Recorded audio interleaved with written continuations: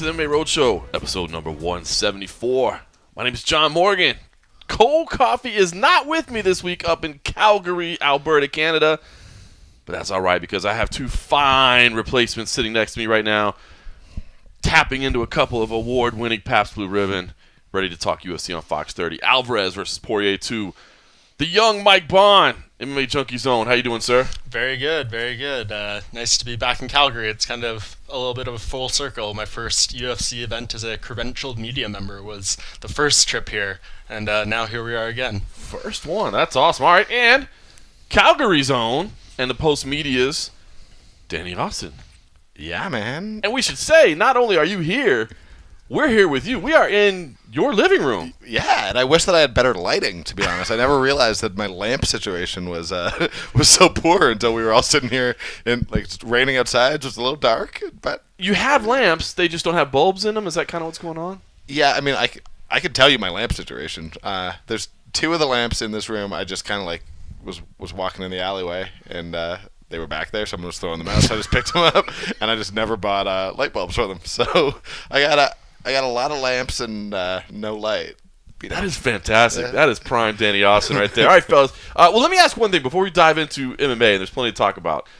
Calgary or Calgary? I kind of feel that people say Calgary almost as like a country dig at you or something. Yeah, it's Calgary. Okay, it is Calgary. Yeah. But people say it kind of they're making like a joke, right? Because I've heard. Well, it's weird. Say, like I have cousins like from Saskatchewan, the next country over or the next province over, and they swear that it's Calgary. But like no one in this city calls it. It's same thing like with Toronto. Like Toronto, you don't pronounce the T at the end unless you're from out of Toronto. But like. Yeah. Oh, yeah. I was like, how could you pronounce Toronto? You could say Toronto. Yeah, exactly. Make it very strong. And you would never do that. And, like, it's Calgary. It's the Uri, not the Airy. All right, good. I heard somebody say it, and I felt like it was almost like a joke, but, you know. Which, like, it does sound like a little bit more like old school Western, right? Like some cowboy stuff. And this city, like, so much of its branding is we have a huge rodeo. Right. And, like, it is a Western, like, a very... cows and bulls and all that. So, I mean, maybe there are some really old white dudes who call it Calgary, but I've lived here for 7 years and never heard anyone say it. Well, listen, second time here for me. You mentioned it, Mike Bohn, the first time was 6 years ago. I'll be honest with you, I didn't remember much about it. The city itself, and maybe it was just because the card was so forgettable that I kind of tuned it out of my mind the whole week.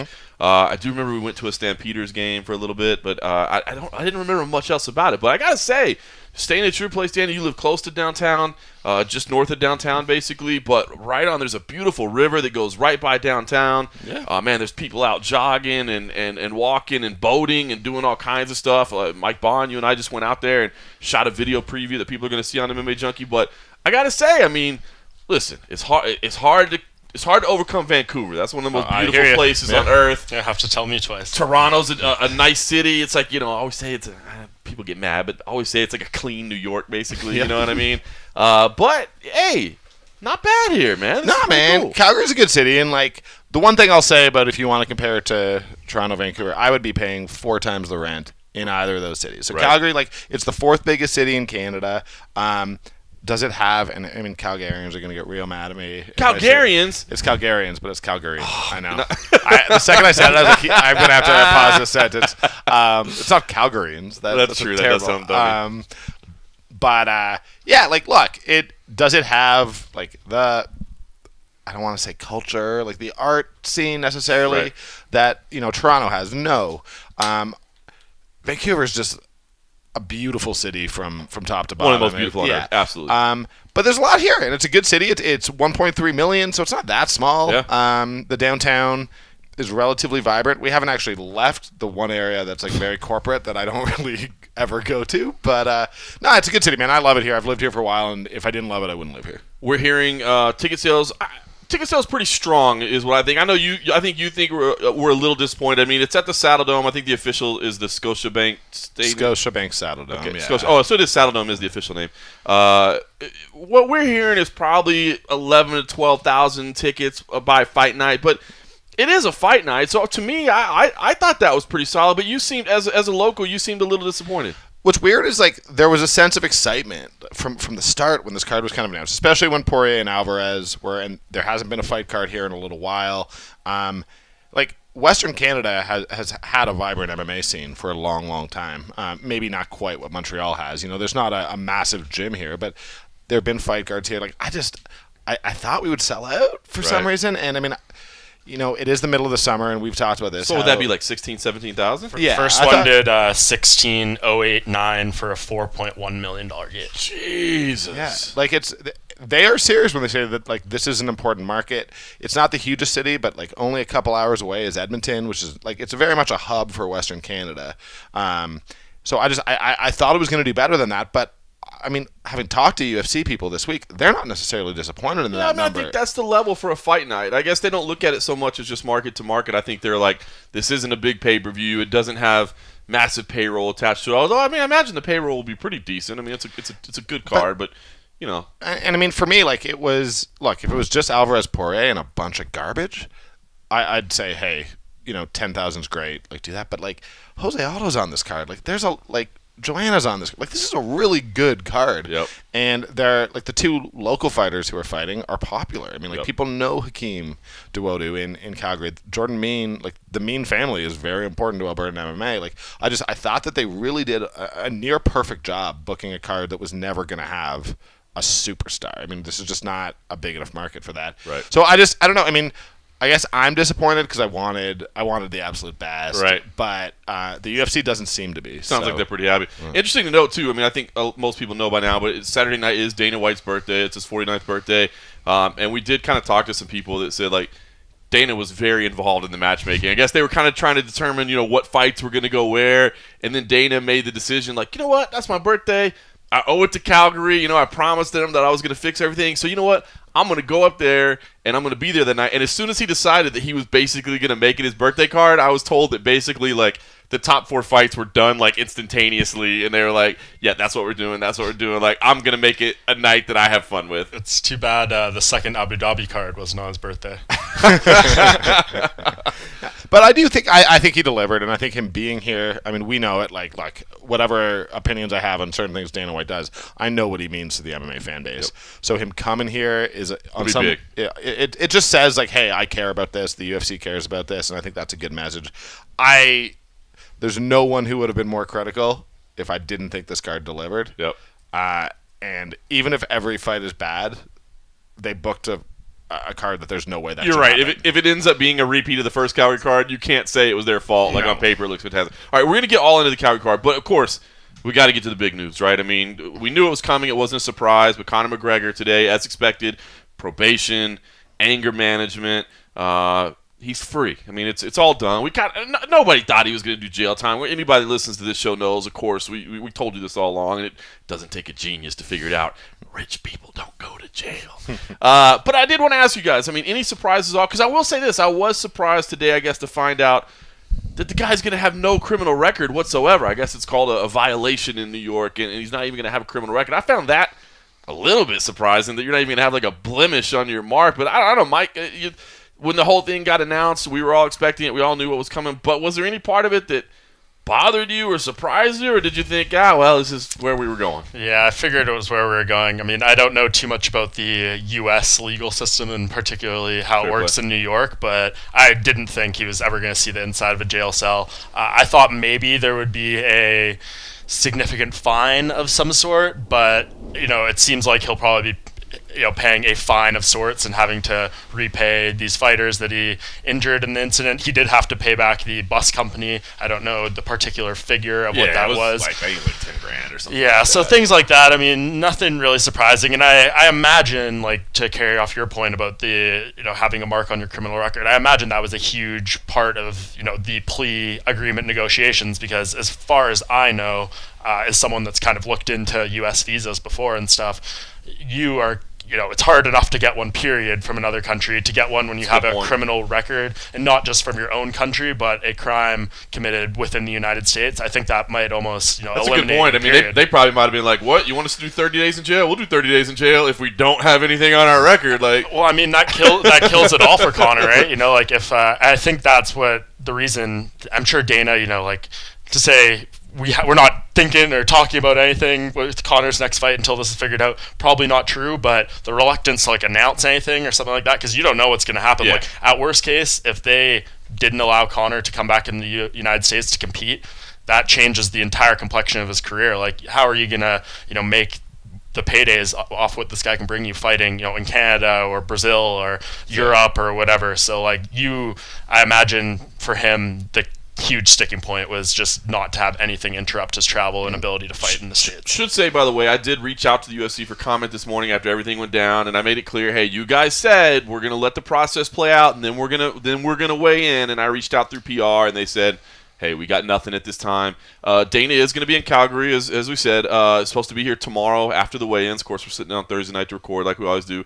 I'm going to try to get him for a few minutes and at least ask him.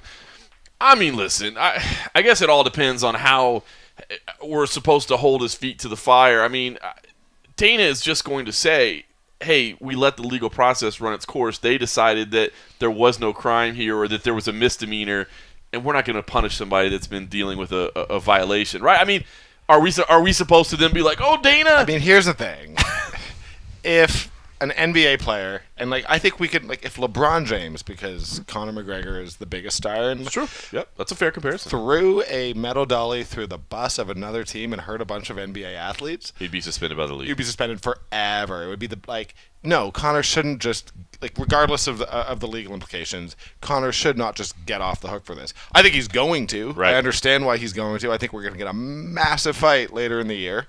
The only thing that I would add is that his legal issues aren't done. I mean, Michael Chiesa lawyered up. The guys who lost fights are absolutely going to take this through civil court. So Conor could end up paying a lot of money for this. So, I mean, I know it's a different thing than what you're saying, but I think this is going to play out in court for a while. I agree.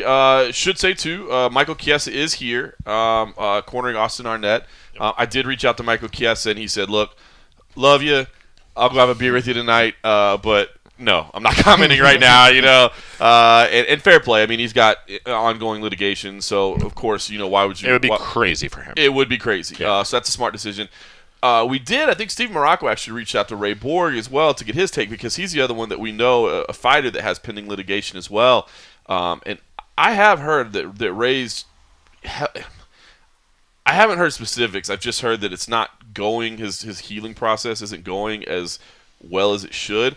And I said from the beginning, I know everybody's like, corneal abrasion. I had people hit me up on Twitter, be like, that's minor, man. You can get a corneal abrasion with your contacts. How does he get glass in his eye? and I had people, people were saying that, but I said from the beginning, this is scary, man. You're talking about eyes, man. You're talking about, not everybody's Michael Bisping and can fight with one eye. Am I wrong that his last fight was a title fight? Yes. So he would be a 24-year-old fighter coming off a title fight. Yes, it was a loss, but it was 24 minutes and 59 seconds, right? You know what I mean? If his career's done, that's a lot of money he can get. I agree. If his career's over, and if you can't get licensure because of your eyesight, and again, this is worst case scenario. I'm not saying that's what I've heard.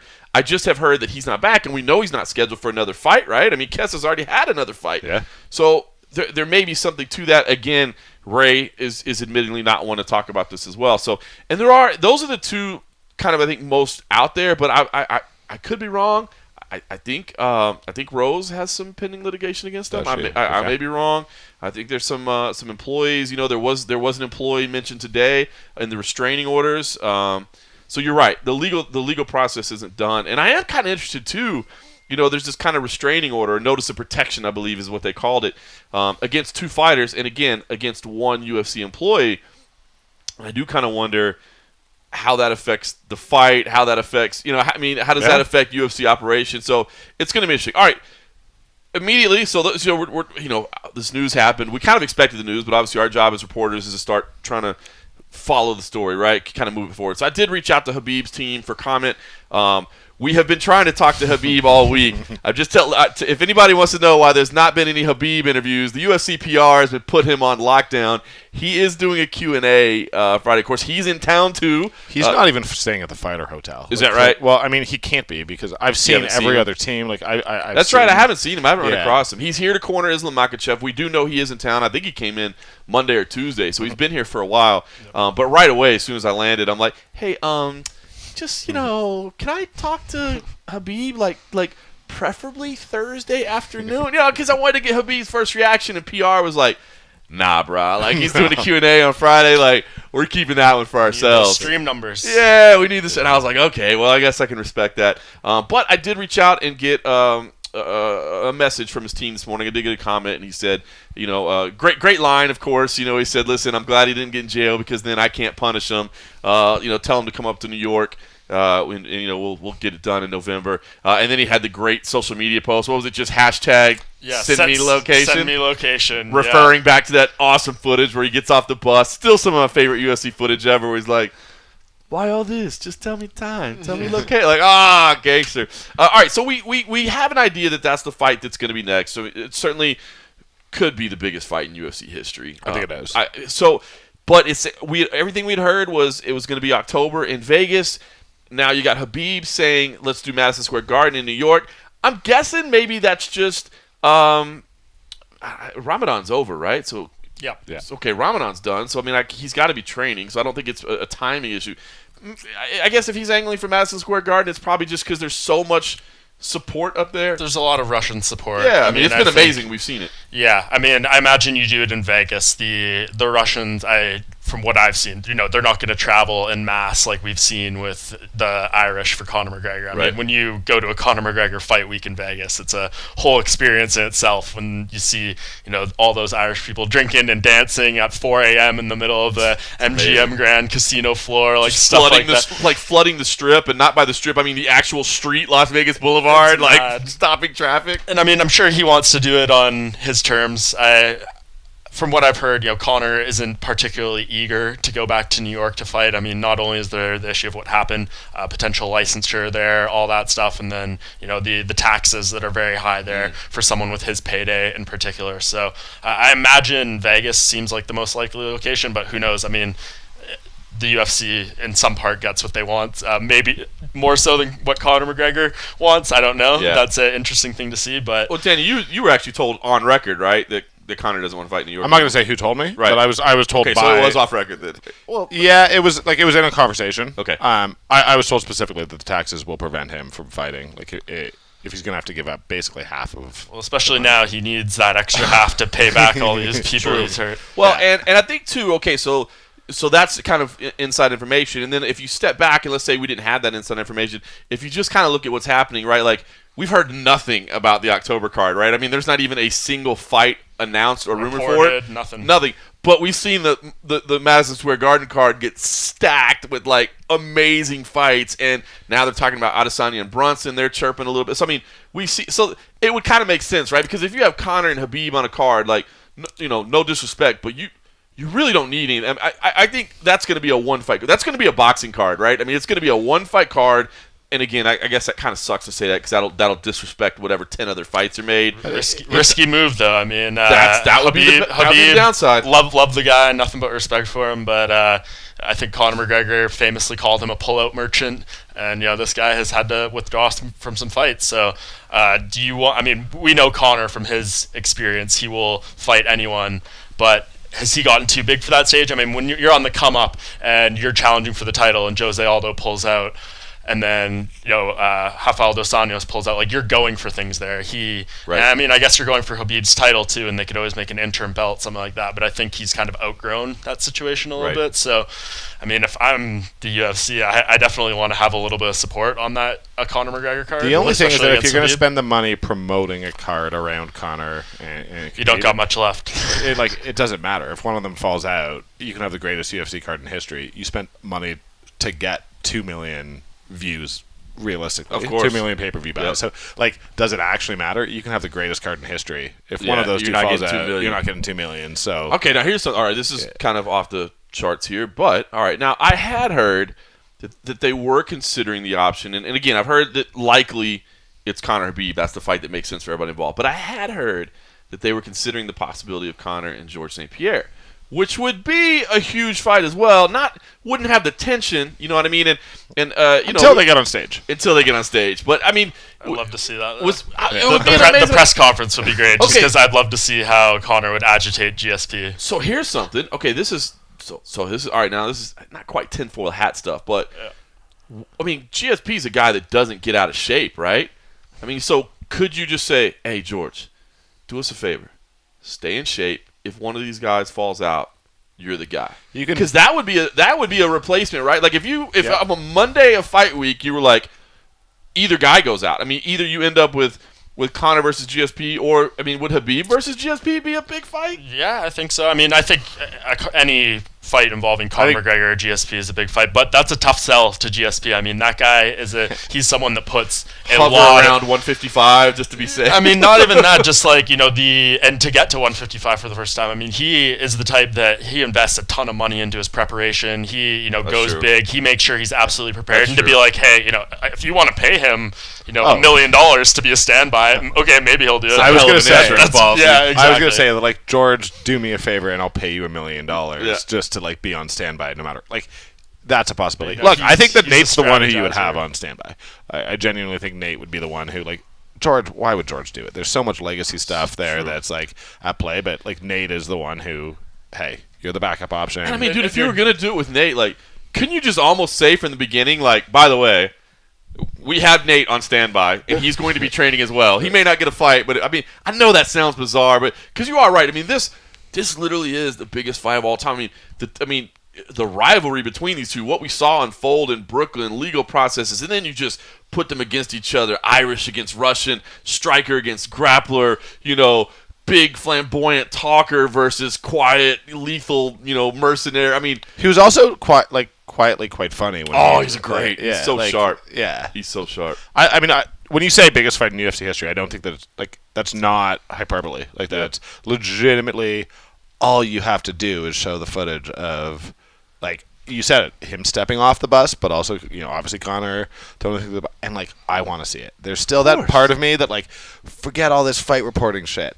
That, like, literally I just want to see people who hate each other punch each other in the face. That's it. And, like, this I checks roll all my the eyes. boxes, all the Exactly. boxes. It's there, and it's perfect. I mean, it's a fight promoter's dream, and they should do it. I'm like you. I would love to see some of the GSP Conor build up, but this is the build up I want. I want to see this do the international tour.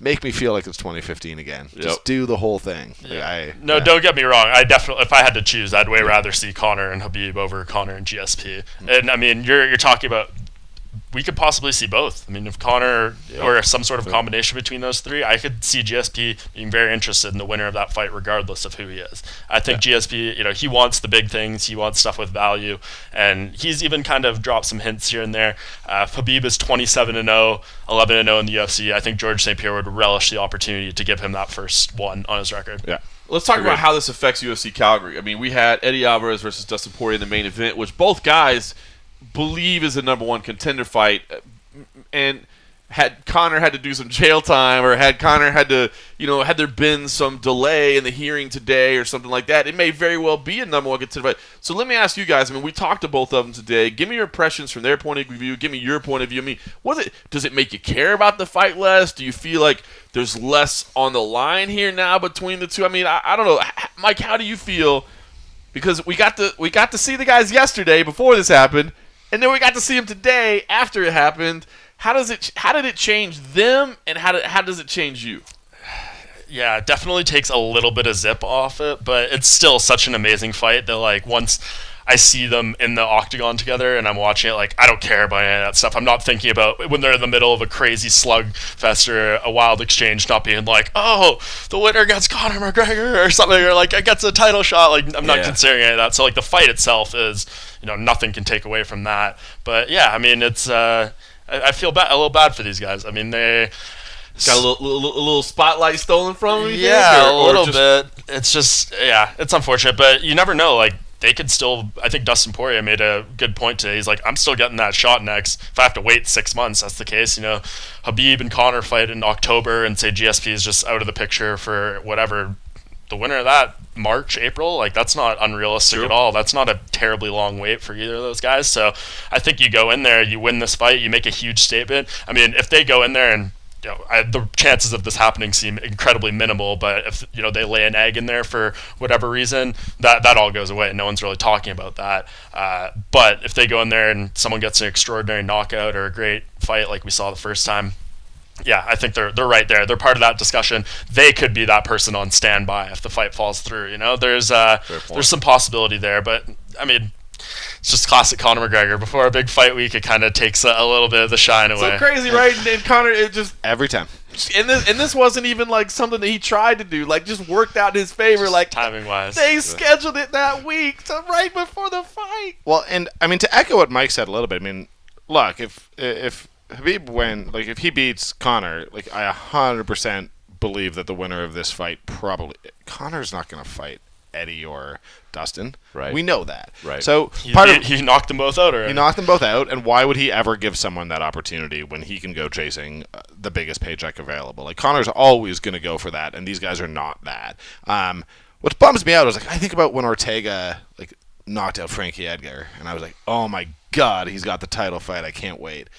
I wanted to feel that way after this fight because I believe both guys deserve it. And, like, I may on Saturday night say, like, yeah, they're deserving, but I know they're not getting it. It's done, right? Like, oh, that was awesome. Now maybe they'll sit around for 6 or 7 months. Yeah. And, like, probably not move up. Like, they're in the exact same place, whoever wins. And, like, that is a bummer. And, I mean, ultimately, I'm like you. Like, look, I can't wait for this fight. I think this fight's going to be amazing. Right. And it doesn't take away from that. I'm excited to see these guys fight.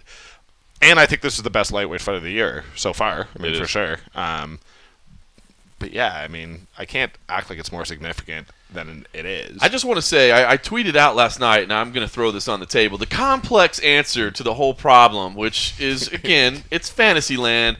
But the more I started thinking about it, now, granted, Conor versus Khabib, we're sitting here saying that's a 2 million pay-per-view, it's a 2 million pay-per-view attraction, so maybe this is stupid to even consider this, but it sure seems to solve a lot of problems. If you had Conor come back and fight at 165 pounds against George St. Pierre, add that class, all right? Let's go ahead. Let's do it. Let's pull the trigger. Let's add 165, 175, and get rid of 170. Look at how all the blocks would fall into place. All right, now you've got this massive fight between Conor McGregor and George St. Pierre for the first ever 3-division champion in UFC history. One of those guys is going to have that honor. It's amazing. And let me just add, no disrespect to George St. Pierre, but if I'm coming back after 2 years away from mixed martial arts competition, not that there's like a good side of that, but I might take George as an opponent over Khabib. I think Khabib's a lot scarier of a guy on the other side of the cage. Maybe that's just me. So I don't want to call GSP a warm-up fight, but if I'm Conor McGregor, that might be the one to take. All right, I also think that personally there's more to lose for you. Like, losing to Khabib is almost embarrassing. That's right. Like, if you lose to George St. Pierre, you're like, it's MMA royalty. I'm still going to fight Khabib. Yeah. All right, so there's that. All right, now, what does that mean? All right, let's look at all the little things that happen at this point. Now, we move that Woodley and Till fight to 175. So all the critics that have said, Darren Till doesn't belong in a title shot. He can't even make 170 pounds. But he can make 175. We've seen that. So there you go. That's solved. Then all the people that say, you shouldn't have stripped Colby Covington of his 170-pound interim title. Well, sir, we did that because 170 doesn't exist anymore. You just didn't know it yet. We knew all along what we were doing. We just didn't announce it right then because we had some things to settle. Mm-hmm. Everything falls into place. You're looking good at that point. And then the winner of this fight, Dustin Poirier versus Eddie Alvarez, fights Khabib. So this is a number one contender fight. They fight Khabib for the 155 title. And then there you go. They're always looking for more title. I don't get it anymore why they're opposed to it. I understood why they were for the longest time, but I don't understand why they're so opposed to it. We're always talking. I mean, look at this Dallas card where they were like, we thought we were going to get Montano Shevchenko in the main event for a while, and everybody's like, you can't do that. I mean, add one more division, and it's not like you're adding people talk about. Well, there should be a 235-pound cruiserweight division. Like, no, there shouldn't. There's no talent there. But at 155 and 170, how many fighters are in those divisions? Each division. Over 100 in each division. Yep. So you split it up and you got 70 in each division? Yep. This isn't the good answer, but I actually don't understand why they wouldn't do it. I don't understand either. We talked about this a little bit, so I'm recounting it. But the argument that it's the historic division would matter for 2 weeks. Exactly. Like, we would all move on, and if welterweight was the 165 division, we would talk about it. And the easy way to talk about it is just to ignore that it's a different 5-pound. Yeah, just call it welterweight. I had somebody hit me up and they were like, well, why would you want to add a division where you know the champion, whether it's Conor or GSP, isn't going to defend the belt? And I'm like, well, we've already seen that happen, so sorry. And again, yeah, it would be kind of annoying at first. Like, the first champion of the division just immediately gave away the belt, but right away, like, let's say Kevin Lee and Michael Chiesa would fight at 175 at 165. I mean, those two guys would fight, and you'd be like, oh, that's a hell of a title fight at 165 to take over for the guy that just dumped the belt. Remember Jermaine Durand to me? That happened at 145. Obviously, extremely different circumstances. Yep. That was the Cyborg division. Some weird things happened, but yeah, I don't understand. Makes sense. I've been beating the drum for splitting those weight classes up for a long time. It's not like they're creating a division out of thin air. The ABC has already approved these weight classes, to go up each pound or each 10 pounds. So it's not like you're just like, doing something outside the rules and regulations. All makes a lot of sense. And yeah, you just have so much talent. Like, I feel so bad for some of these guys. Tony Ferguson has to win 8 fights in a row to get an interim title shot that gets stripped. Like, it's just madness what some of these people have to go through. And it's because the divisions are, almost too talent filled. There's too many guys that, are just tough to really have break out there because it's such a clogged picture. And then when you have on top of it a superstar champion like a George St. Pierre, Conor McGregor, that is really going to only take a select amount of fights or things that make sense, you're putting yourself in a really tough spot. Like these, the winner of Dustin Poirier, Eddie Alvarez, we all agree here, they probably deserve a title shot. But what happens? Conor and Khabib fight in November, October. Then the winner fights GSP sometime next year, Super Bowl weekend. Then, who knows what happens after that? These guys could be looking at another year, 2 years, then they lose a fight along the way, something like that. It's just and the thing so too is, tough. I think a lot of people that have fought for 165 or that said that it needs to be, it's been about weight cutting. To me, this is not about weight cutting. It's not going to fix weight cutting because, especially, it's not going to hurt it either. Well, it's not. But I think what's going to happen is you're going to have a bunch of welterweights that go, I can make 165, and then it turns out that oh my God, that was the worst decision in your life. Like you should have done 175 instead. So it will cause some issues. I'm not saying that, but I am not doing this as a means of fixing weight cutting. That's not why I'm proposing this. It's as you said. I just think when you have a top-level athlete in prime physical condition, they seem to fall somewhere between that 155, 165, 175-pound range. That's why we have so many great fighters in those weight classes. Dynamics of your average man, 5'10", 5'11", between 155 and 190. And 190 are the people cutting down to 170 or maybe even bigger. So, that's why there's 100-plus fighters in each division. Split them up a little bit. They're the most, and that's why I look at Bellator. They have, an incredibly deep welterweight division. The best talent throughout the world are those weight classes. So I just don't know why you wouldn't give another avenue to have some great fighters out there. You're telling me Kevin Lee isn't sellable as a UFC champion, but it's just so hard for him to get that chance right now. And obviously he's lost fights or whatever, not has gone completely his way, but still. You also can you can't force a guy like Conor or George to fight at 165 a second time, but you can incentivize it. You can make it financially worthwhile to do it. So, there is a way to guarantee if you're hey, we don't want just a champion who leaves right away, to be hey, you're guaranteed 40% more purse than if you defend the belt. That would do it. There are ways of doing it, and I don't even think it's a swing, but there are ways to take this swing that make it work. And as you said, I don't see any downside to it beyond the obvious weight cutting things. Right.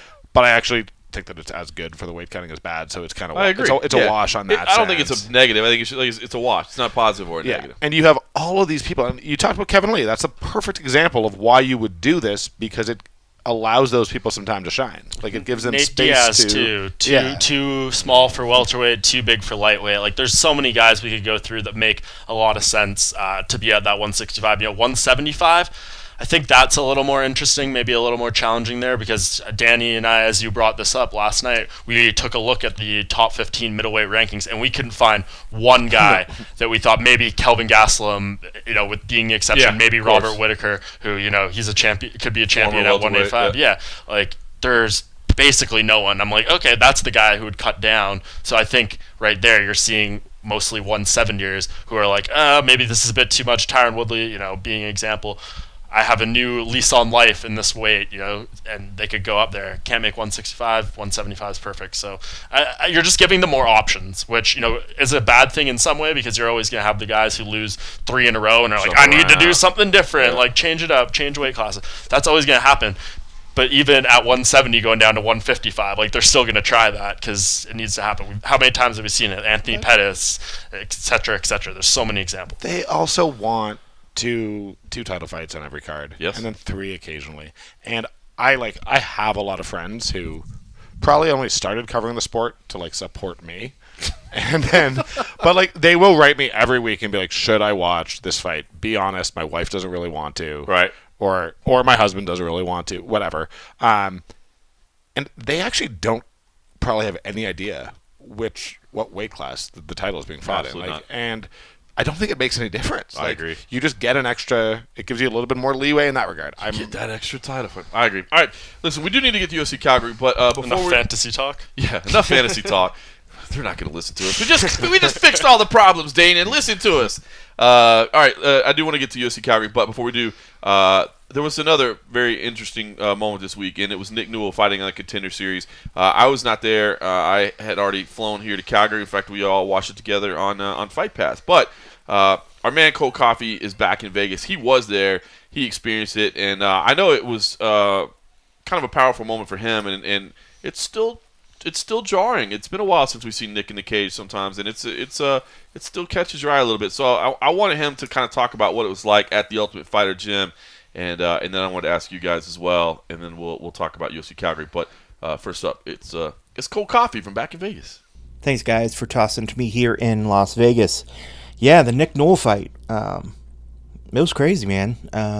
You know what? I had only seen highlights of him before, so I guess I always saw the best bits of fights, and I guess that's with any fighter. When you only see highlights of a fighter, you kind of have a perception in your mind of what they're going to be bringing to the fight, how they're going to be, and so I guess that was kind of what was sticking in my mind of what I was expecting to see.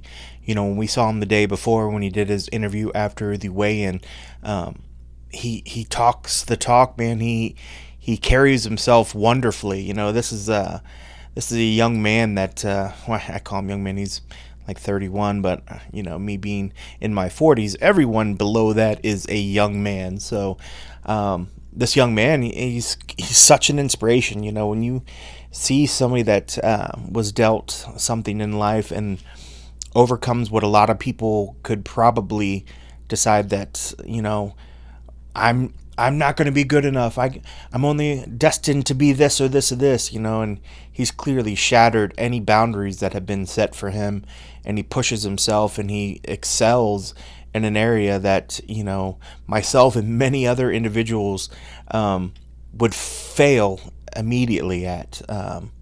He's as fit as it can be, he's a specimen, and going into this fight, I was so excited for him to finally get the break that he had been asking for and working so hard for. So, there was a lot of anticipation in the room for this young man to see how he would do.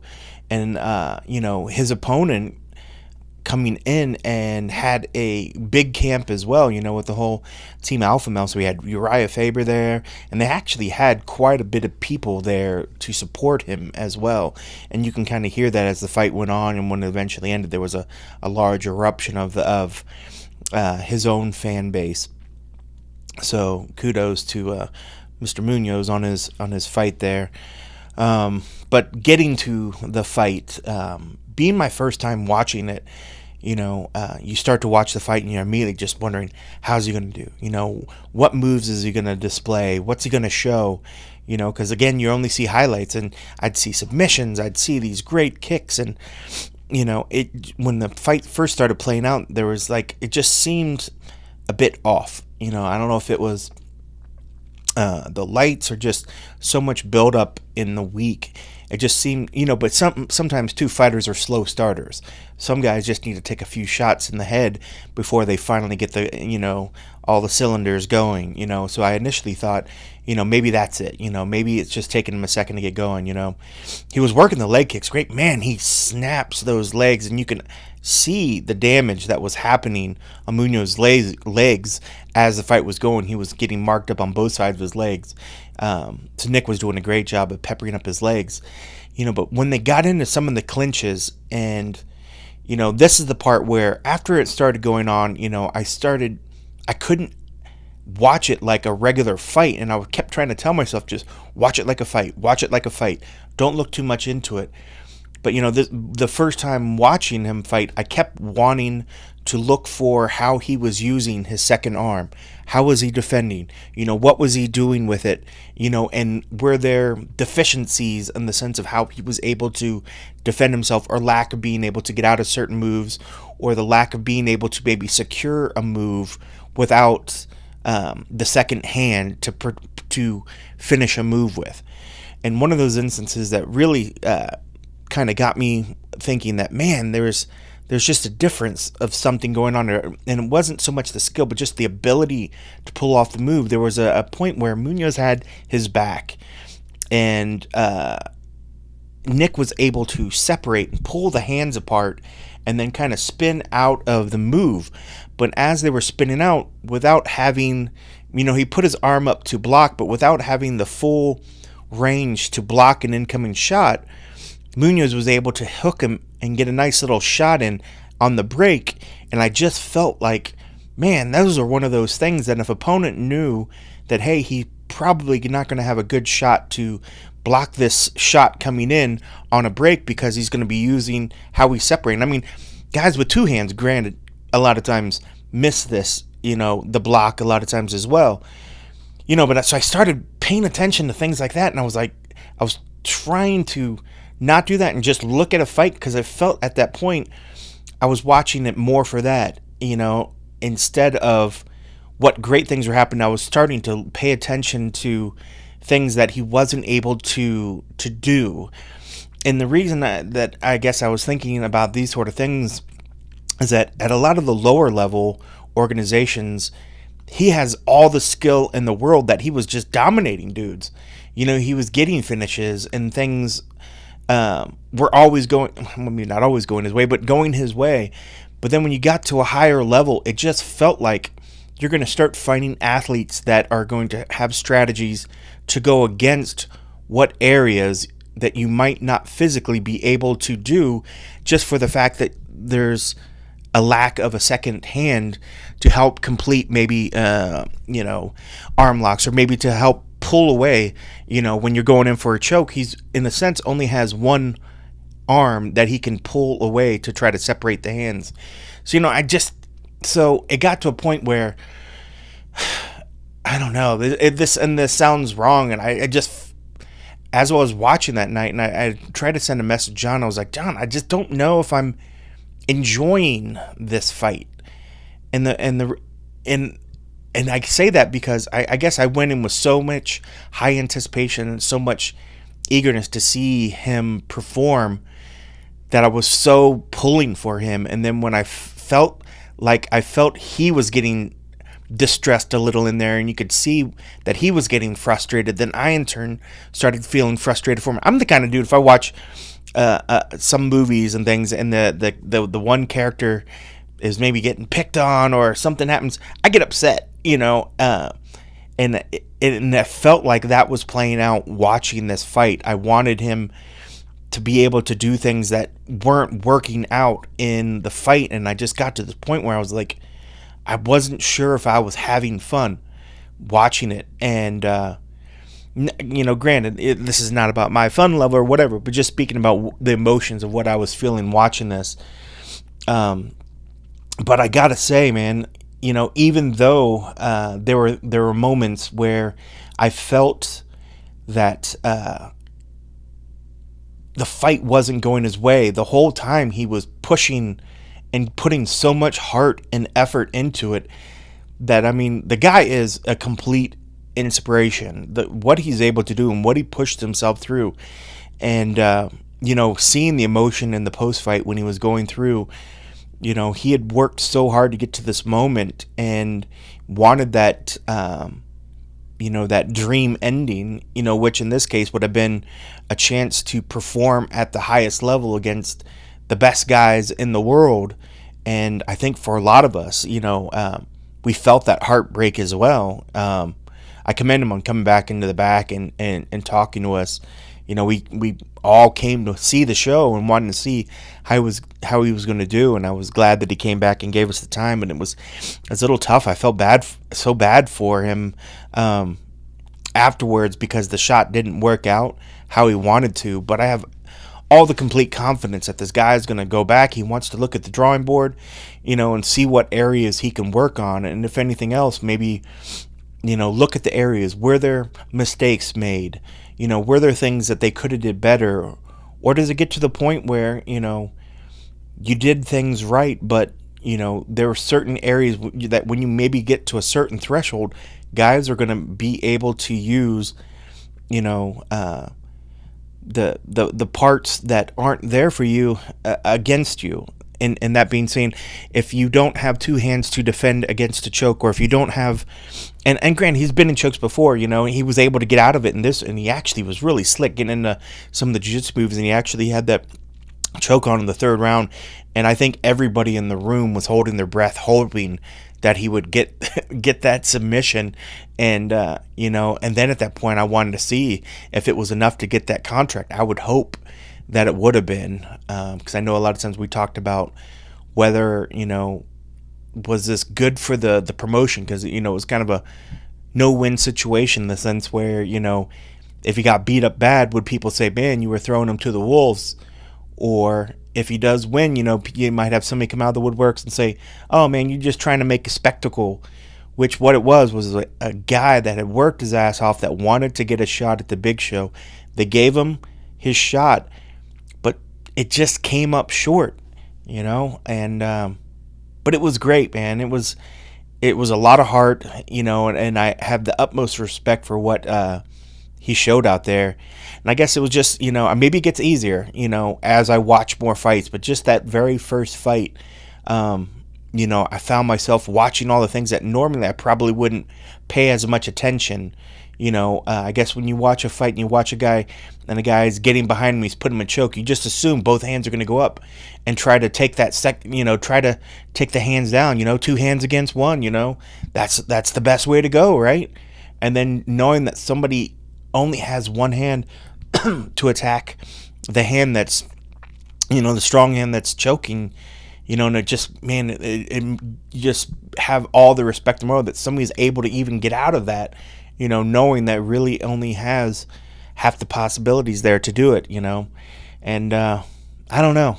It was interesting, but I do want to see him fight again. I think his opponent was overlooked in a sense. I think a lot of us were just wanting Nick to win so bad that we forgot that this guy coming in was actually pretty darn good himself. He was at a good camp, so it's not like they gave him an easy match to try to just ease his way in. They gave him a pretty darn good guy to fight. So I don't know. It was interesting, and I know I'm just rambling now, but it was a lot. It was a weird mix of emotions that night. It went the whole gamut of, watching to see this young man succeed to going to a part where I was wondering if I was enjoying the sport that we come to love and watch. It just felt weird, But hearing him at the end say, he's going to go back to the drawing board and keep it going. If he's not upset about it and, and he wants to keep doing it, I'm all there. I'm all in. I just don't know if it's ready for the UFC level. Maybe it's that kind of thing where some of the lesser organizations, he can have a great career in it, but maybe at the top level, maybe it's just not meant to be. But I don't know. I would love to see him get another shot at a Contender Series again. Maybe throw him back in and see how he does against another one. Everyone has bad days, and I just think that was maybe not the best performance for him. Every guy is possible having a bad night, and that might have been it. We might have just saw a bad night where he started slow and something happened. So maybe another shot, and maybe he has the win that we think that he can get and that he knows he can get. So I'd be willing to watch it again. So Dana, I know you're listening. If the young man has shown you enough to give you another shot, because I know you sent a lot of the other guys back around for second shots, maybe go for it. But I don't know. I'd be interested to see what you guys thought, after the first time that you saw Nick fight, and what you thought. But I'd be willing to see him fight again. So I guess that's about it. Those were the emotions that night, and I hope I didn't sound too much like a douchebag trying to describe it. It probably would have been fresher if I talked about it that night as opposed to trying to recall it, 4 days later, 2 days later, whatever day it is. So, all right, I hope I haven't rambled too long. So now I'll toss it back to the guys and have them tell you what they thought about it. So, yeah, thanks, guys. Thanks for listening. All right, that was Cold Coffee joining us from Las Vegas. Guys, I wanted to turn it to you. I'll just say it right off the bat. I mean, in full disclosure, my wife and son were at the Ultimate Fighter gym to see Nick Newell fight because my wife wanted to take my son to see it. I mean, it's inspirational. I think the guy is incredibly inspirational. I mean, what he's had to battle through and accomplish and got this opportunity. I mean, I think it's incredible. And he came up short. And God, man, the emotion. So much respect to him for sticking around afterwards and talking to us and everybody else that was there. And if you haven't seen the full interview, I recommend you do it. It's on MMA Junkie. It's on our YouTube channel as well. But I mean, just pouring out of him the emotion and saying, "Listen, man, it wasn't my night. I had some, but kudos. But I'm not giving up. I'm still gonna chase this dream. I want to be in the UFC. I don't know. I have mixed emotions because part of me wants to see him to continue to chase that dream. You know what I mean? Like, it's just so amazing what he's already accomplished. And he is a talented fighter, even though this was ultimately kind of a one-sided result in terms of the decision. I mean, there were some moments that he had in there where I thought maybe he might get that choke in there, and but at the same time, I don't necessarily want to see him toiling away on the regional stage, and trying to get back to opportunity, unless they're going to bring him right back to Dana White's Contender Series. I don't know if I necessarily want to see him kind of doing other stuff or whatever. And I talked to him at the weigh-ins the day before, and he was mentioning he's got a kid on the way in November. Him and his wife had just bought a house recently. He's got other business interests and things of that nature. So I mean, he's got other things he can do, but God, there's something so inspirational about what he does. So I'm torn. I don't know if I want to see him keep chasing that dream.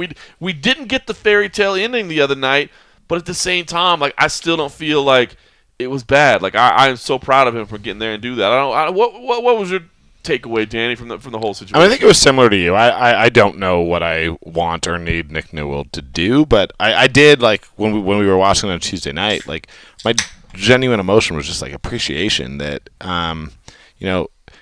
like, this sport, we know how fine the margins are. Yep. And he is missing a big chunk of I don't want to say normal, but what a fully functioning arm, right? Yeah. And like, for him to have done what he did is incredible. It's just it's absolutely amazing. And I do think that, like, sometimes as a sports reporter, because I don't just cover this sport, right.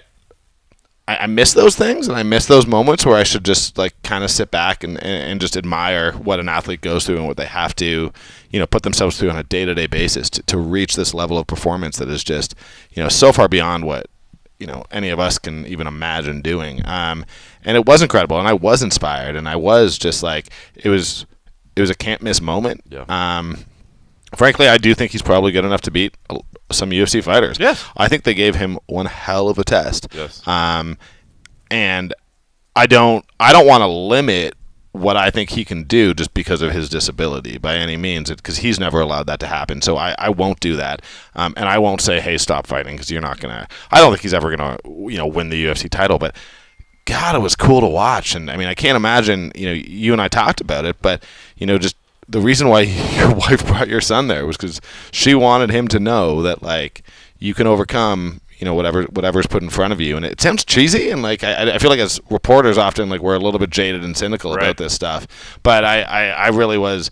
You used the word proud, and I don't know that I can. I've never met the guy, but I was amazed, and I think that this sport is better for Nick Newell having shown us what you can do. Yeah.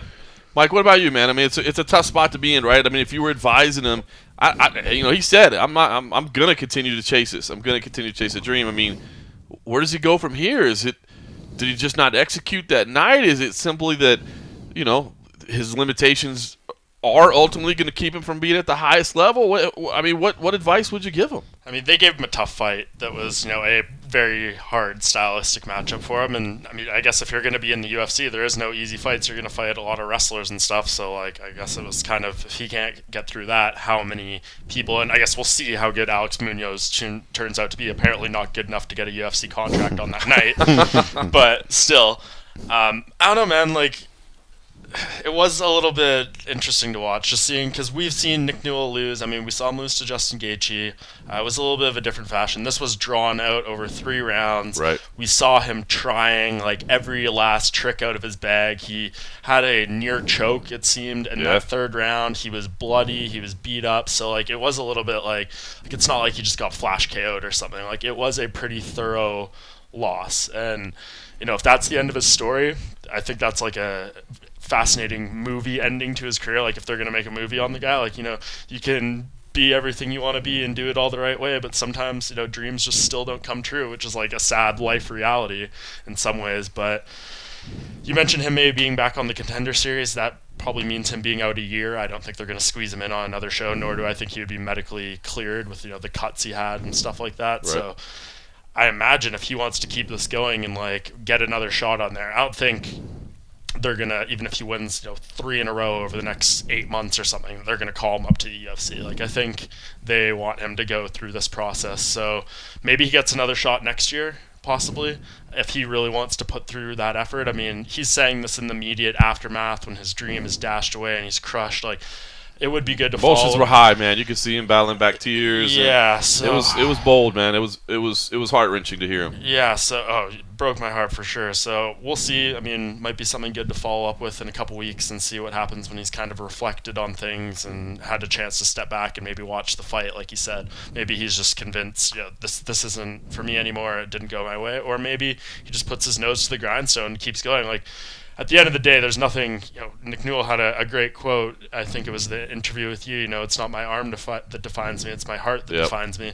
And this is going to be a test of his heart. I mean, he has a fighter's heart. There's no doubt about that. And for anything we've learned from covering the sport, the fighter's heart is a terrible thing and a great thing. Yes, it gets them to push maybe far beyond than they should keep going. Some of these guys fight too long, so like, who knows if it makes Nick Newell happy to like dabble on the regional scene and fight every 4 months and do this. Like, sure, he can continue to do that.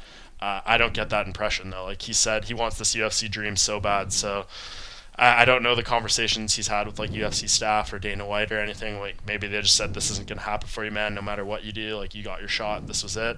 It's not happening, and he changes his mind, or maybe he just keeps going and hopes his opportunity comes up. It's going to be really interesting to see. I mean, you asked what my advice to be. I mean, it'd be whatever you really want to do. Yeah, either way, man, you got to applaud the guy. All right, let's talk about UFC Calgary.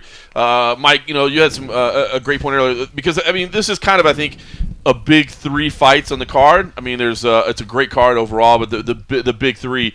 But I thought you had a great point. I mean, Jose Aldo, Jeremy Stephens, fantastic. I mean, Jose Aldo, the former champion, one of the greatest of all time, certainly was a dominant champion until he ran into 2 other very good fighters in Conor McGregor and Max Holloway. Jeremy Stephens, the hard-hitting, dude that's been around forever, that somehow just seems to be peaking right now, man. Everything seems to be coming together. He believes he's in line for a title shot. Meanwhile, anyway, Jacek, again, kind of in that Aldo position, a former champion who ran up against a challenger that either which I think is interesting too about Rose Namajunas moving forward, is she a dominant champion, or was she just the horse for the course, so to speak, the right person to beat Joanna Jacek, versus Tisha Torres, who is fantastic in her own right and what she does, man, an incredible mixed martial artist. But I think you said out of the 2, the one that I don't want to say necessarily intrigues you more, because Aldo and Stephens is going to be fireworks, right? But the one that maybe has more on the line is, again, Jacek Torres, right? Because that's the one that has real title championship type implications, whereas I guess 145 is just kind of on hold right now. Yeah, I mean, if nothing had happened at UFC 226, Max Holloway fought, defended, lost his title, whatever the case may be, and we just kept forward, like, I'd probably flip the script on that a little bit because it'd be clear they need the next challenger, Right. et cetera, et cetera. We'd be going forward with that, and this is obviously a enormous fight for the division. But yeah, I think right now this Jędrzejczyk Torres fight is huge, man. I mean, I think it's gonna be a career definer for Jędrzejczyk. I mean, does she bounce back? Does Rose Namajunas just have her number, and that's the case, and she's still better than every other strawweight out there, like head and shoulders above? Right. I mean, look what she did to like Jessica Andrade and stuff, who's killing everyone else. Like, she might very well, just doesn't have what it takes to be Rose. And you can make the argument she won the second fight. So, still, I didn't score it that way, but you're right. It was a good like, fight. You can argue. I mean, I guess you can argue any fight, but Well, it's still. fine. And you can almost throw the first one out the window, right? I mean, I hate to say that, right? But I mean, that Jędrzejczyk that went in there the first time was like would have lost to pretty much anybody. Walking zombie at that point. So None of us like fighters making excuses, but like her excuse is valid. Yeah. Like that weight cut was poorly managed, and I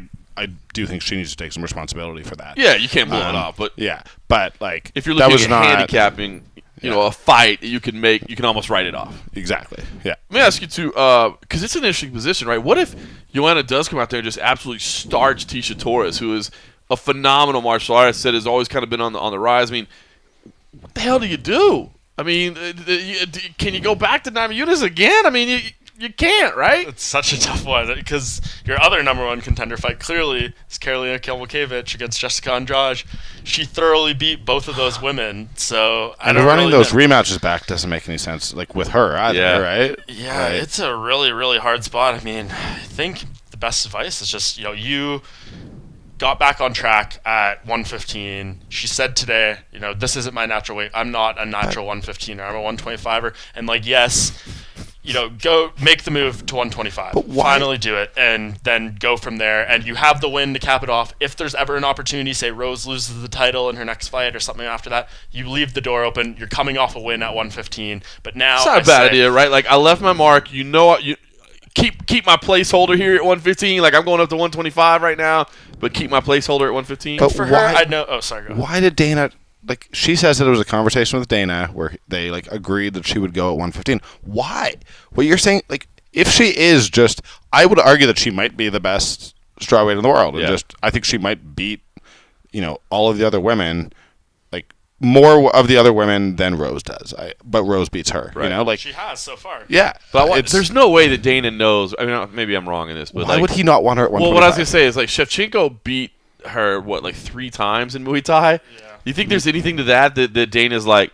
Keep her away from this woman. Yeah, like Yeah, fair Shevchenko enough. already beat you 3 times kickboxing. I mean, Yeah. if that's Okay. the case, that kind of sucks because like that's Dana, inserting his personal feelings about like this fighter could lose to this person. And it which- was weird to hear her say that because Dana always goes out of his way. So I don't tell people where to fight at. I don't tell them what weight class to Yeah, be in. And so- she's like, Dana told me to stay. But like, if you're her, and I mean, if one thing I've learned about Joanna covering her over the years, she's a very prideful woman. Yeah. She puts that almost in front of everything else. So I know like deep down inside her, it's probably killing her so bad that she knows like in her mind, I should have won the second fight. She feels all this bad stuff happened prior to the first fight. Like she probably feels like if I fight Rose again, I'm better than her. Like I can beat this chick. So it's probably really hard for her to digest that and like come to terms with it. But for her, like you look at career opportunities, like what's going to make more money for you or going to do more for your career?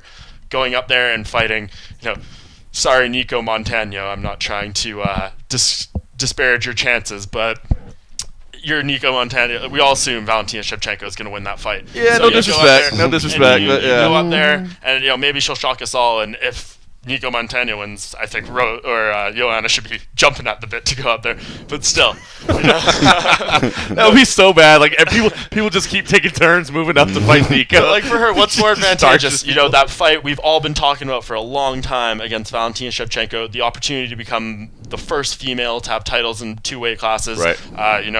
Pending what happens in the fight between Amanda Nunes and Chris Cyborg if it happens. But that chance to make history, that seems like way better for her career. But I just wonder her pride might hold her back here, and we'll see what happens. And to double down on that, I mean, I talked to her 3 times this week. Each time she said, like, my career should not be defined by 2 fights, and would then just list off her resume. And like she seems genuinely insulted that anyone is implying that she's like not the greatest women's fighter Right. pretty much in the world. I mean, like I think that the pride plays a huge part in this in a way that like we can't quantify. Right. But like I've just seen it firsthand. Like she Yep. cannot believe that people are judging her based on that first fight. Like she's angry about it. I think that's just the sport. What have you done for me lately? Yeah. I mean, whatever. I mean, look, But she is right. I mean, she said, "Look, I've had 100 Muay Thai fights. Yeah. 6-time world champion. Like, but she's also done a lot of things right. I mean, like we criticized Ronda, for running away, and I don't want to say, well, yeah, whatever, running away, not talking to media, not being public, and she just took a fight 3 months later. you can say running away. It's not like she's not going to do an interview with you now. Fair enough. That's true. She's listening closely. Yeah, she wasn't looking for me at the UFC Hall of Fame red carpet. All right, so it's an interesting fight. I think there's a lot of stakes. So I agree with you guys. While Aldo Stevens has the potential to stylistically just have like some vicious, results, I think what happens in the fight matters a lot with Joanna and Tisha. I do want to ask you kind of a weird round out to the main card, right? Not that it's a bad fight, and not that it's not. It's just an interesting fight. Olivier Aubin-Mercier versus Alexander Hernandez. Hernandez just getting into the UFC, and he's already cracked the rankings. But my God, is he a confident young man? Hearing him talk is incredible. Meanwhile, Olivier Aubin-Mercier, the Canadian gangster. I mean. Yeah, Rolled up with the security as detail. Canadian as they come. I mean, I don't know. I'm still struggling to figure this dude out. Yeah, today, and it sucks. We didn't get a chance to talk to him. Media day, I don't know, and it was funny because one of the PR ladies was like, "Oh, I'm sorry, but it's over. Like everybody's mad at us." I'm like, "No, I'm not mad at you. We wanted to go talk to him, but it just didn't work out." But yeah, he rolled in with 2 security guys. Now, Olivier Aubin-Mercier, I don't understand him yet, right? He's got the fanny pack. He's got the mustache. He's the Canadian gang. I don't know if it's ironic. I don't know. He does drop a lot of F-bombs on the mic, so I guess that's a little bit gangster. He's got that. He rolled in today with 2 security guards, quote-unquote security guards, sunglasses on, basically looking like Secret Service agents, I guess. They wear black sweater and sunglasses, standing on each side of them. Completely quiet. Just completely quiet, yeah, not saying a word. I mean, I'll give him credit for the creativity. Like, do something to be remembered. So I like that. I'm just trying to figure this dude out. Like, I mean, does Canada buy into this guy? Is he a weirdo? I do. All my friends think it's hilarious. Yeah? And you do too? No, I have some thoughts. But you finish. I think it's like, look, is it probably a little bit corny? Yeah, but it's original. Right. And I've always said, I mean, when we've talked about Colby, I've said, you don't have to be a dick to be interesting. Like, find something and go into it. It's okay to play a character. What I've never liked about Colby is that I've thought it was corrosive. Like, I thought it was gross. With Olivier, like, is he playing a character? Yeah. I think he thinks it's funny.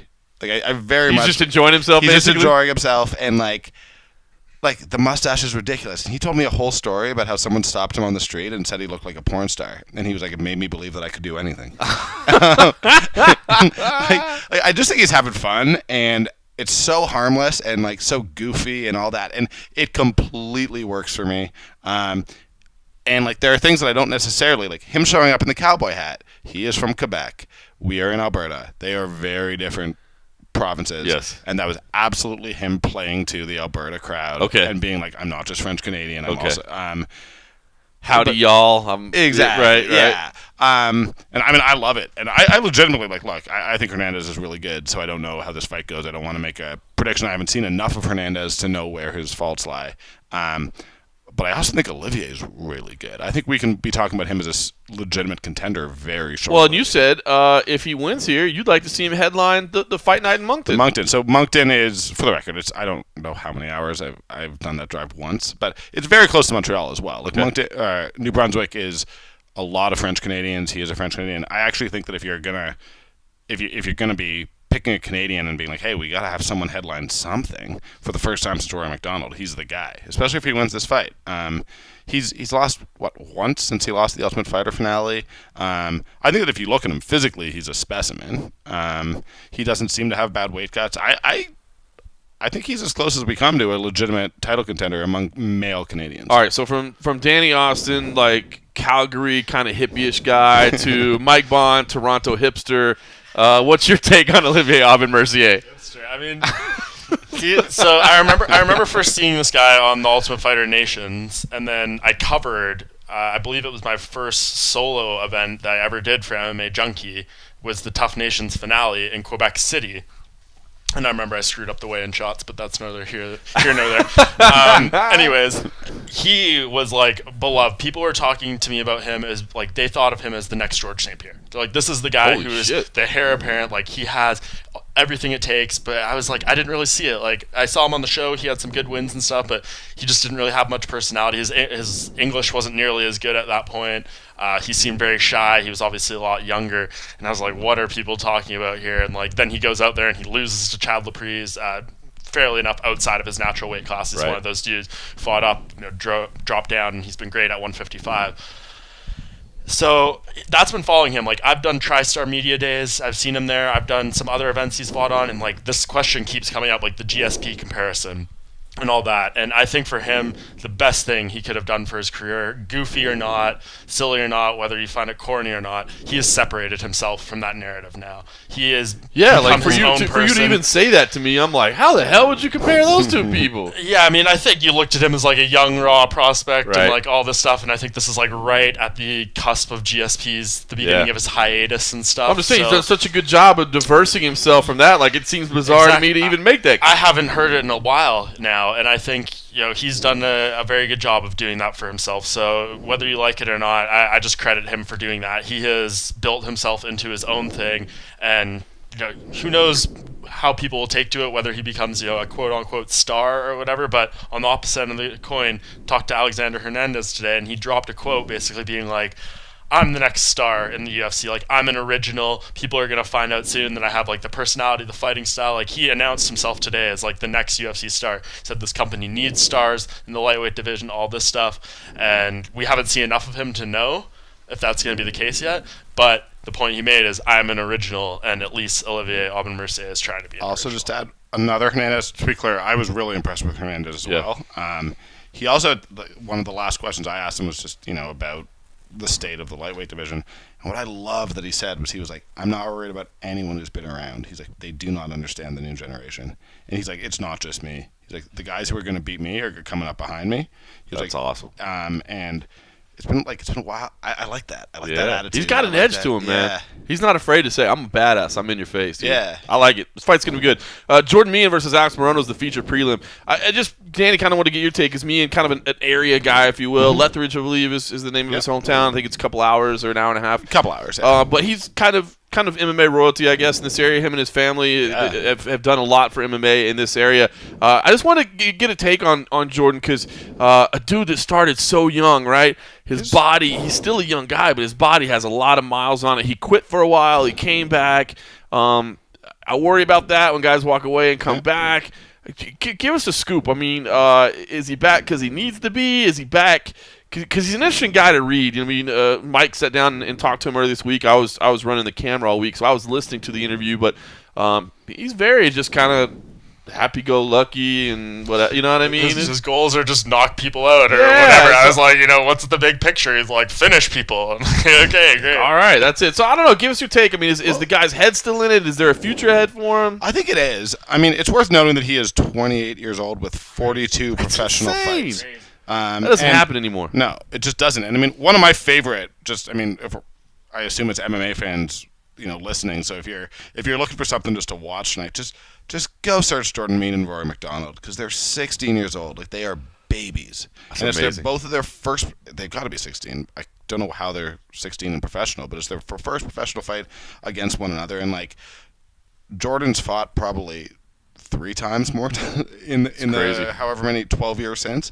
So I mean, I think with Jordan Meehan, like I don't think anyone is standing here pretending that we think Jordan Meehan is going to make a title run. Like I don't think that's Right. who he is. But he's one of those old school guys, and his dad runs a big gym in Lethbridge. Hard Knocks Fighting was sort of the local promotion for years and years and years here.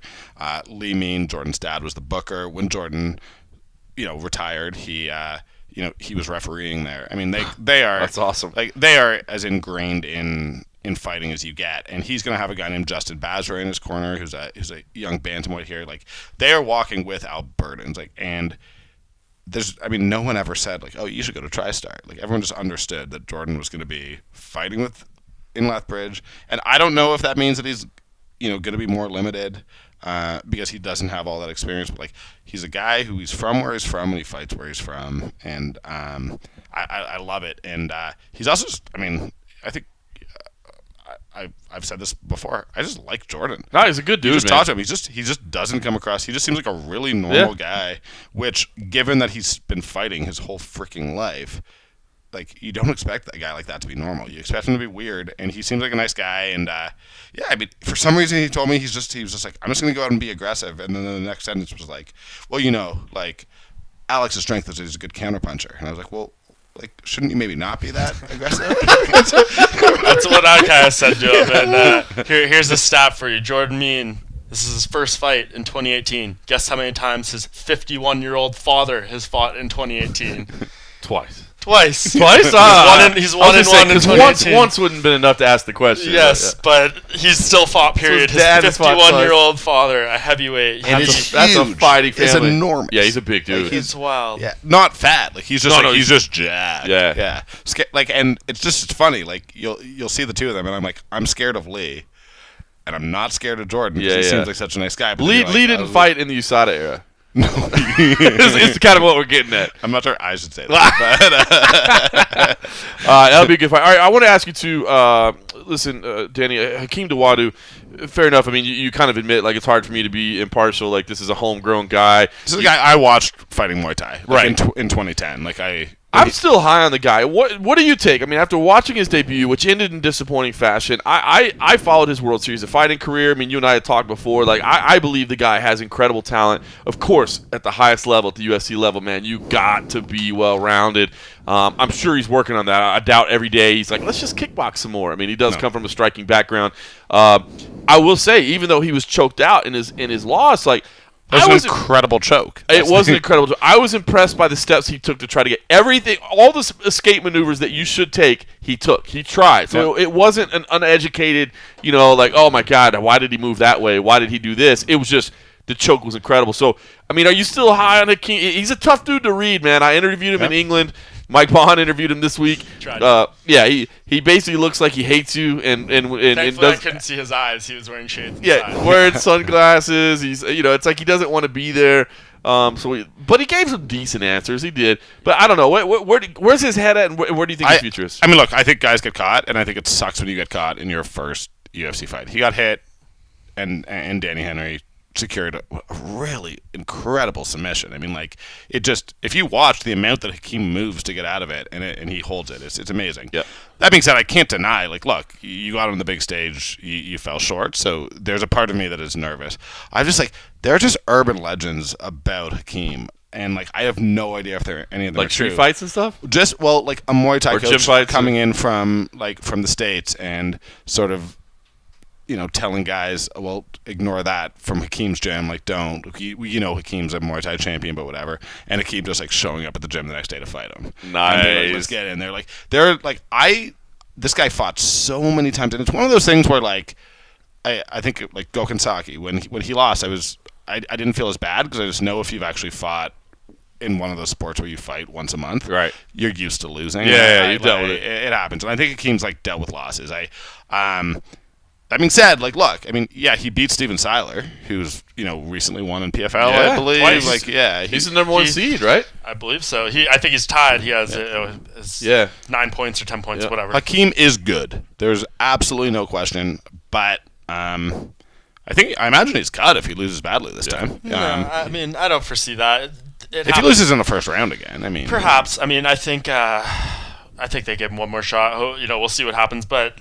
To your point, he's a guy who came in with a lot of hype and he fell flat on his face, and it happens. I mean, look right now. We have, as I brought up to him in the interview itself, right now we have 3 UFC champions: Max Holloway, Rose Namajunas, TJ Dillashaw. All lost their UFC debuts. Yeah. All were finished. It happens. I mean, it's not a defining thing. Rafael dos Anjos famously, lost brutally twice in a row to start his UFC career. You can't define these guys off one fight. It was embarrassing, and the worst has happened to him already. And it was a little bit of talking to Jeremy Stevens today too. Like, he's dealt with it all. Like, a lot of these fighters have seen the worst of it, so there's nothing really to be afraid of anymore. And that's the thing, fighters lose, right? Yeah. And it's always it's tough to remember that. And I mean, both of us, I think we all talked to Ross Pearson, who was just, for me, was probably my best interview of the week. And he talked about his forehead's been slit, he's lost teeth, he was like, I've been through everything. Like, you can't. Got his mouth guard knocked out of the cage by a knee. Exactly. And he was just like, at this point, it's not emotional. Like, if I lose, it sucks because I'm farther away from the title.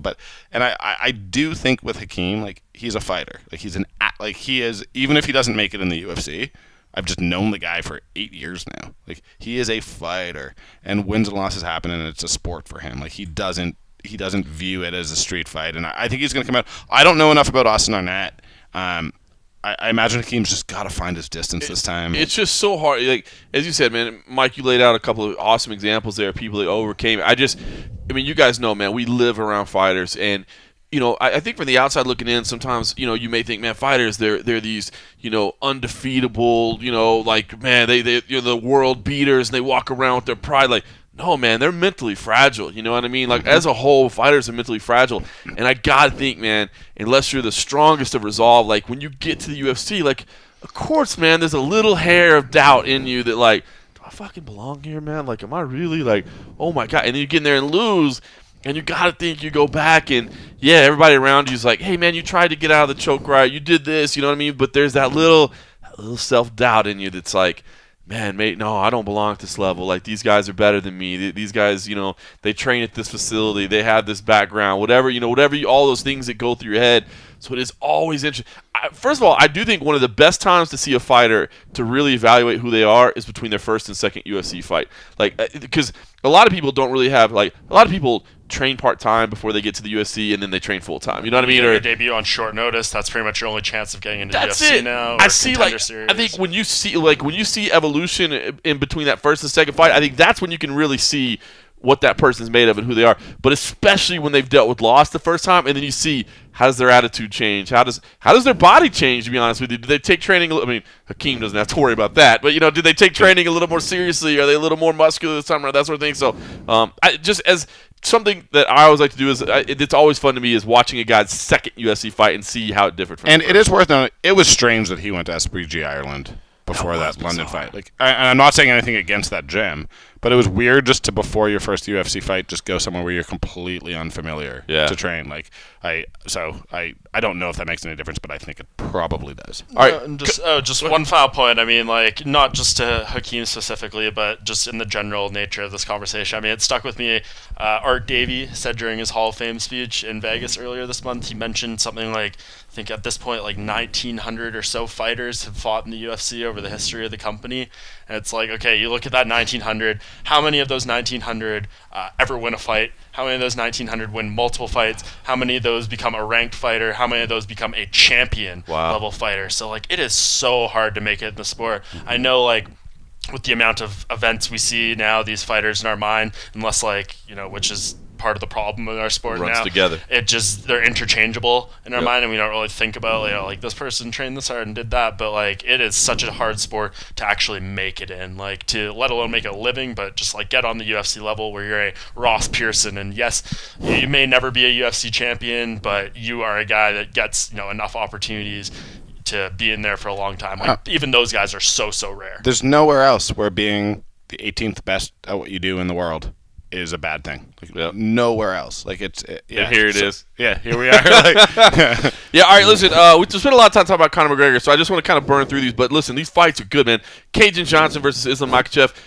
Probably not an accident that Cajun Johnson's fighting one of the top respected prospects in the game. Gazimurad Antigulov versus Ian Cutelaba, two very difficult to announce fights. Hopefully Ian Cutelaba finds his green paint and shows up as the Incredible Hulk at weigh-ins. John McDessie versus Ross Pearson, as you guys mentioned, could be great. Caitlin Chukagian versus Alexis Davis. Big fight at 125 pounds there. Chukagian is someone on the rise. Alexis Davis, somebody who's fought for a title before. Mateus Nicolau, a talented Brazilian prospect versus Dustin Ortiz. Keep your eye on that one. That could be a hell of a lot of fun. Nina Ansaroff, of course, we know her connection to Amanda Nunes versus Randa Marcos. Big fight there. Alvaro Herrera versus Devin Powell. Please don't let him get kicked in the groin in this fight, Devin Powell. Out of those, I mean, that's 7 fights. Mike, you start. Which one of those are you most interested in? Which one are you most keeping your eye on? I mean, it's got to be Caitlin Chookagian and Alexis Davis. I mean, I know it's just in the midst of a prelim card there on Fight Pass, but that could be a number 1 contender fight at 125. I mean, we see what happens with Joanna and all this stuff if she decides to move up. I think she jumps the queue, but like if we're gonna play it straight in this weight class of like earning it or whatever the case may be, I think in the UFC's rankings, I know we don't have 125 rankings available quite yet on MMA Junkie, but we've got them. It's a damn IT issue. We've got 125 rankings for the women, so if you've ever looked at our rankings and wonder why the hell we don't have them, it's an IT issue. But like the only person I think the winner of this fight that you can make an argument should get the shot next is Sajara Eubanks. Like that's right there. And maybe that's your number 1 contender fight, depending on this Nico and Valentina fight. However soon the winner is able to turn around. But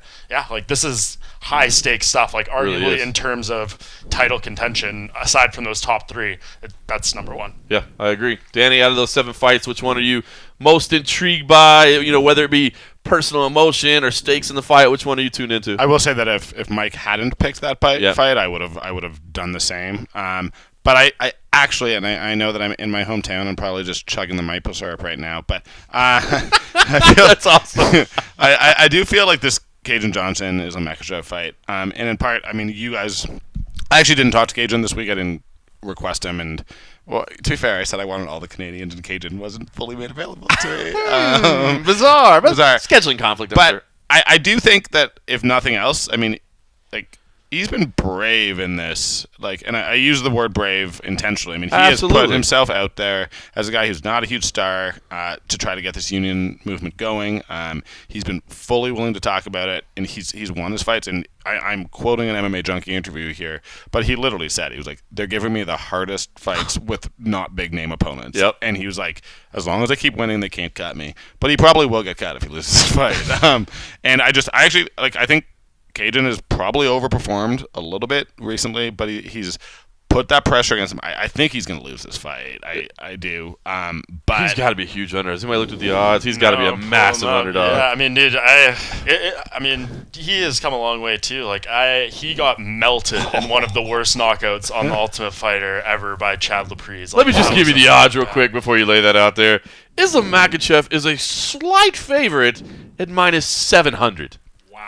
Okay, yeah. I didn't think it was going to be that wide. That is crazy. Cajun is also. Oh, and let me say that it opened at -420, but has been bet down to -700. I think highly of Islam Makhachev. I spoke a lot about him on our preview show that we taped earlier. But man, if you have $50 you never want to see again, I don't think it would be the worst thing in the world to throw it down on Cajun. And Johnson. Cajun's on a 4-fight win streak. It's worth noting. Yep. And I like him. Like, I don't think that he is a hothead who's doing this union stuff. I think he genuinely believes in it. I agree. I love the way he speaks about it. He's not really ultimately combative. I mean, Leslie, I love Leslie too, but sometimes I think she gets a little aggressive, and I think Cajun seems to be a little bit more. I mean, he gets aggressive at times too, but I don't know. I mean, I do love how brave he's been. Yeah, and I mean, just every time, like, I haven't actually been there for his last couple fights, so I've relied on the only MMA site I acknowledge. Say it loud and proud. MMA Junkie. But like, he speaks articulately. He speaks about like why organized labor he matters to him, but specifically within a fighter's context. He'll be honest about where he thinks that there are limitations and what they can do and what they can do. I like the guy, and I think that like it's good having him around the UFC. The second they announced this fight, like, I laughed. I cannot believe it can't be an accident. No. I mean, we could ask Sean Shelby, I'm sure, be like, no, I mean, we had to get Makhachev a fine, Cajun, and can't, like, there's no way it's an accident. And it is worth noting that, like, for all, like, the other level is they did give Ella Quinta a title fight. Yeah. And he's very involved in the project. He spearheads stuff as well. So they haven't only punished. Cajun could have said no. It's not like he had to take this fight, but I don't know the specific language if you can be cut off saying no to a specific fight. I think they can extend. Well, I mean, I think they can cut you at any time, basically. I don't even think there's a rule that they can't cut you coming off a win. Like, I think it's customary and but like, I don't think there's anything in the contract that says if you win, you're guaranteed another fight. They can cut you for anything at any time. Yeah, I think I haven't read the contract. I remember what's their face, Jonathan Snowden and Jeremy Botter did that piece on Bleacher Report a few years ago where they like actually got Dana White and I can't remember, was it Lawrence Epstein or someone to like speak on record on the language. I don't remember that within piece. the I have to UFC. go find yeah, that. it's I mean, who knows how contracts have been updated over the years, but I think I remember reading something along the lines that like they need to have cause, and I guess you can make up a because whatever they want.